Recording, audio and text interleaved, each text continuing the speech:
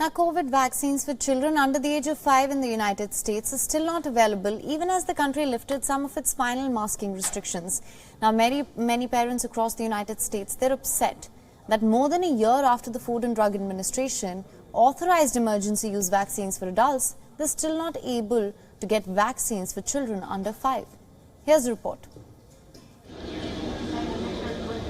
Moderna is set to complete its data submission of a COVID vaccine for children under the age of 5 this month.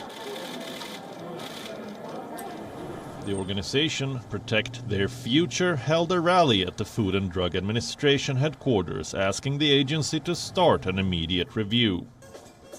Parents gathered in front of the FDA office with posters and signs urging the agency to prioritize young children and review data without delay.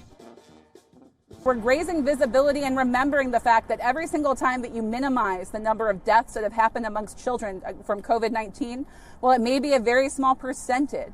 Every single one of those families is grieving the loss of a child. And we want to make sure that in talking about going ahead and moving that data forward, that we're also remembering the fact that these are some of the motivators for why we're here. Almost 500 stuffed animals were displayed at the rally to symbolize the number of children under 5 who have died of COVID-19. Now, as the number of new COVID cases continues to fall in parts of the country, and talk has returned of figuring out how to forge a new normal after the pandemic, some parents of young children and their pediatricians feel as though that population has been left behind.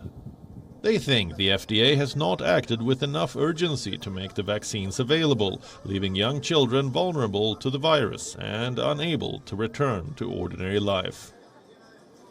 And now we're all starting to look down the summer towards school in the fall. And we know that with school schedules starting anywhere from the end of July to early September across the country, we are on a very limited window during which we can actually have a vaccine and fully vaccinated children before they start school in the fall. As a parent of a 3-year-old, I want to see my son go to school and feel protected with the same protections that others have from the vaccines. Children with moderate to severe asthma are at greater risk of becoming severely ill from COVID. According to the U.S. Centers for Disease Control and Prevention, of the more than 848,000 people who have died in the United States from COVID, 727 have been under age 18, and less than 1.5% of child COVID cases have resulted in hospitalization. Bureau Report, WION, World is One. WION is now available in your country. Download the app now. Get all the news on the move.